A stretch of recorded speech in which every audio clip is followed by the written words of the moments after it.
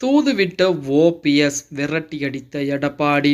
இந்த மாதிரி தினம் தினம் வெளியாகக்கூடிய அதிமுக சம்பந்தமான அனைத்து விதமான அரசியல் தகவலையும் நீங்கள் உடனுக்குடனே தெரிஞ்சுக்கணும்னு நினச்சிங்கன்னா நம்ம சேனலை சப்ஸ்கிரைப் பண்ணி ஃபாலோ பண்ணிக்கங்க. அப்படி இந்த வீடியோ பிடிச்சிருந்துச்சு அப்படின்னா ஒரு லைக் பண்ணுறதுக்கு மட்டும் மறந்துடாதீங்க. அனைத்திந்திய அண்ணா திராவிட முன்னேற்ற கழகத்தை பொறுத்த வரைக்கும் நம்ம அனைவருக்கும் தெரியும், ஒரு காலத்திலே ஓபிஎஸ் அதிமுகவிலே இருந்தார். அதுக்கப்புறம் ஒற்றை தலைமை பிரச்சனை, அதுக்கு முன்பாக ஜெயலலிதா அம்மையார் மரணம், சசிகலாவை எதிர்த்து தர்ம யுத்தம், இந்த மாதிரி ஏகப்பட்ட விஷயங்களை ஓபிஎஸ் செய்தார் அப்படிங்கிற தகவல் நம்ம அனைவருக்கும் தெரிந்த ஒரு தகவல் தான். இருந்த போதிலுமே தற்போது அதிமுகவிற்கு எதிராகத்தான் ஏகப்பட்ட வேலைகளை செய்து விட்டார். அதாவது அதிமுகவுடைய இரட்டை இலட்சணத்தை முடக்க வேண்டும் அப்படின்னு சொல்லி ஏகப்பட்ட வேலைகளை பார்க்க ஆரம்பித்தார். அதிலுமே கூடுதலாக அந்த நாடாளுமன்ற தேர்தலில் அதிமுக படுதோல்வி அடைய வேண்டும் அப்படின்னு சொல்லி ஆசைப்பட்டவர்களில் ஓபிஎஸும் ஒரு முக்கியமான நபர் அப்படின்னு கூட சொல்லலாம்.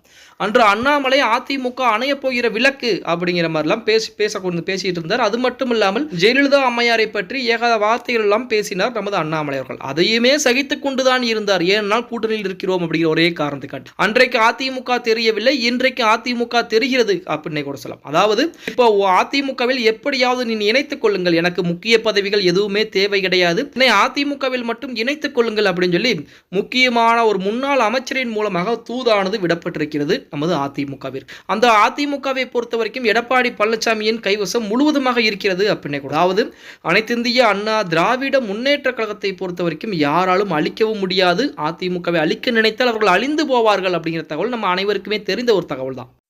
இதுலேயும் குறிப்பாக சொல்ல போனால் தற்போது ஓபிஎஸ் அதே போல சசிகலா அம்மையார் டிடிஆர் இவர்களுக்கு அனைவருக்கும் இடங்கள் கிடையாது. அதிமுகவில் கதவுகள் சாத்தப்பட்டு விட்டன அப்படின்னு சொல்லி தான் எடப்பாடி பழனிசாமி ஆல்ரெடி அறிக்கைகள் கொடுத்துட்டார். இப்போ இருந்த போதிலுமே இப்போ ஓபிஎஸ்ஸின் பின்புலம் எதுவுமே கிடையாது. வெற்று ஆளாகத்தான் நடுத்தெருவிலே நிற்கிறார், அரசியல் அனாதையாக்கப்பட்டிருக்கிறார் அப்படின்னு கூட. அப்படிப்பட்ட நிலையில் மறுபடியும் அதிமுகவினை இணைத்துக் கொள்ளுங்கள் அப்படின்னு சொல்லி ஓபிஎஸ் தரப்பின் மூலமாக ஆர்பி உதயகுமாருக்கு தூதாளர் விடப்பட்டிருக்கிறது. ஆர்பி உதயகுமார் பார்த்தீங்க அப்படின்னா ஆல்ரெடி கொஞ்சமாக அதிமுகவில் மட்டம் தட்டப்பட்டு இப்போதான் ஒரு லெவலுக்கு எடப்பாடி பழனிசாமியின் மூலமாக எதிர்க்கட்சி துணைத் தலைவர் பதவிக்கே வந்திருக்கிறார். அந்த பதவிக்கும் ஆப்பு வைக்க நினைக்கிறீங்களே அப்படின்னு சொல்லி தற்போது எங்களால் எதுவுமே பேச முடியாது, எடப்பாடி பழனிசாமி எதிர்த்து என்னால் ஓபிஎஸ்ஐ பற்றி எதுவும் பேச முடியாது, அப்படி பேசினேன் அப்படின்னா நீங்களும் ஓபிஎஸும் கூட்டணி போட்டீங்களா அப்படிங்கிற மாதிரி எடப்பாடி பழனிசாமி கேட்டு விடுவார். அதன் காரணமாக என்னுடைய வேலைகளுக்கு நீங்கள் உழைவைத்து விடுங்கள், நீங்கள் வேண்டுமானால் வேறொரு அமைச்சர்களின் மூலமாக, அதாவது முன்னாள் அமைச்சர்களின் மூலமாக அதிமுக இணையக்கூடிய வேலைகளை பாருங்கள் அப்படின்னு சொல்லி நமது ஆர்பி உதயகுமார் பார்த்தீங்க அப்படின்னா ஓபிஎஸ்ஐ மறுபடியும் கைகழுவி விட்டார் அப்படின்னு கூட சொல்லலாம். இப்போ ஓபிஎஸ்ஐ பொறுத்த வரைக்கும்